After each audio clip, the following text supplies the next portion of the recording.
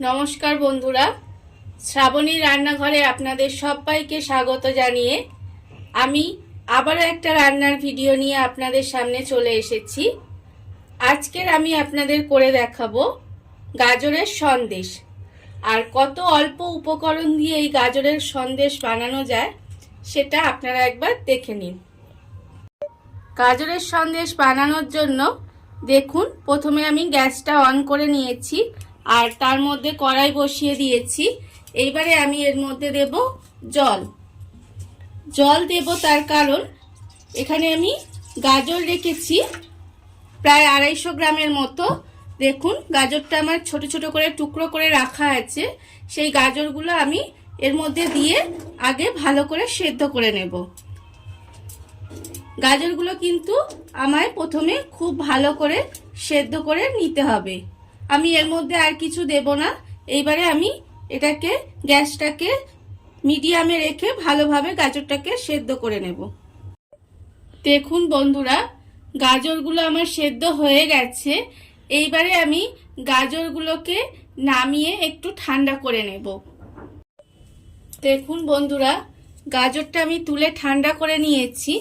এইবারে এই গাজরটাকে আমাকে হাতের সাহায্যে ভালো করে চটকে চটকে মেখে নিতে হবে। একটা জিনিস লক্ষ্য রাখতে হবে, যাতে গাজরটা কিন্তু কোনো রকম দানা দানা না থাকে।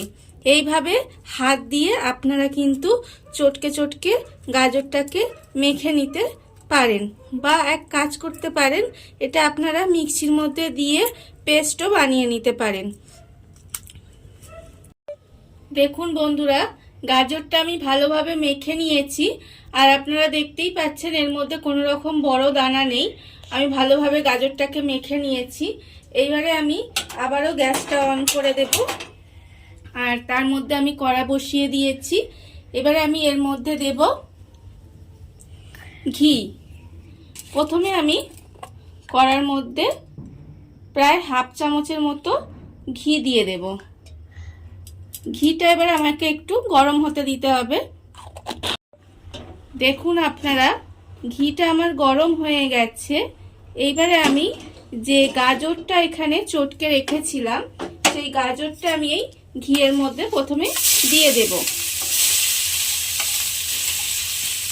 পুরো গাজরটা আমি এর মধ্যে দিয়ে দিলাম। দিয়ে এবারে প্রথমে আমাকে একটু গাজরটাকে নেড়ে ছেড়ে ভেজে নিতে হবে। ঘিয়ের মধ্যে গাজরটা দিয়ে আমি প্রায় 1 মিনিটের মতো একটু ভেজে নিয়েছি। এইবারে আমি এর মধ্যে দেব চিনি। আমি এখানে দেখুন প্রায় 6 চামচের মতো, বড় চামচের 6 চামচের মতো চিনি দেব। আপনারা কিন্তু সন্দেশে কতটা মিষ্টি খাবেন সেটা বুঝে কিন্তু চিনিটা দেবেন। এইবারে এই চিনিটা দিয়ে গাজরের সঙ্গে ভালোভাবে পাক করে নিতে হবে। একটু যতক্ষণ না চিনিটা মিশে যায় ততক্ষণ গ্যাসটা কমিয়ে দিয়ে এইভাবে একটু রান্না হতে দিতে হবে। চিনি দিয়ে গাজরটা আমি ভালোভাবে পাক করে নিয়েছি, আপনারা দেখতেই পাচ্ছেন। এইবারে আমি এর মধ্যে দিয়ে দেব গুঁড়ো দুধ। দেখুন, আমি এখানে গুঁড়ো দুধ রেখেছি, সেই গুঁড়ো দুধটা আমি এর মধ্যে দিয়ে দেব। এখানে আমার প্রায় ছোট বাটির 1 বাটি পরিমাণের গুঁড়ো দুধ আছে। আমি এটা পুরোটাই এর মধ্যে দিয়ে দিলাম। দিয়ে এবার এই দুধটাকে গাজরের সঙ্গে ভালোভাবে মিশিয়ে আমাকে কিন্তু পাক করে নিতে হবে। দেখুন আপনারা, গুঁড়ো দুধটা দিয়ে আমি কিন্তু ভালোভাবে মিশিয়ে পাক করে নিয়েছি। এইবারে আমি এর মধ্যে দেব এলাচ গুঁড়ো। এখানে আমি ছোট এলাচের গুঁড়ো রেখেছি, সেই এলাচ গুঁড়োটা আমি এর মধ্যে দিয়ে দেব। দেখুন, একদম ছোট চামচের হাফ চামচ পরিমাণ এলাচ গুঁড়ো দিলাম। দিয়ে আবারও আমি এটার সাথে ভালোভাবে মিশিয়ে একটু পাক করে নেব। পাকটা আমার হয়ে গেছে। দেখুন, এই রকম অবস্থায় আমি কিন্তু গ্যাসটা এবার বন্ধ করে দেব। আর অন্যদিকে আমি একটা প্লেট নিয়ে নিয়েছি। সেই প্লেটের মধ্যে আমি অল্প একটু ঘি দিয়ে হাত দিয়ে একটু মাখিয়ে নেব। নিয়ে এইবার এই যে পাকটা করেছি আমি, এটা এই প্লেটের মধ্যে ঢেলে নেব। প্লেটের মধ্যে আমি এটা ঢেলে নিয়েছি, আপনারা দেখুন, দেখতেই পাচ্ছেন। এইবারে একটা খুন্তি দিয়ে এটাকে চেপে চেপে আমি সমান করে নেব। সমান করে নিয়ে এর পাশগুলোও আমি সমান করে নেব, আর এটা সাইডগুলোকে আমি এরকমভাবে চিপে চিপে একটু ওপরটাও সমান হবে আর ধারগুলোও সমান হবে। এইভাবে কিন্তু আমাকে প্রথমে করে এটাকে একটু ঠান্ডা করে নিতে হবে। দেখুন বন্ধুরা, গাজরের যে মিশ্রণটা সেটা আমি প্লেটের মধ্যে ঢেলে খুন্তি দিয়ে আর ঠান্ডা হওয়ার পরে হাত দিয়ে ভালো করে সমান করে নিয়েছি। আপনারা দেখতেই পাচ্ছেন কত সুন্দর হয়েছে। এইবারে দেখুন আমার ঠান্ডা হয়ে গেছে। এবারে একটা আমি ছুরির সাহায্যে এটা কেটে নেব।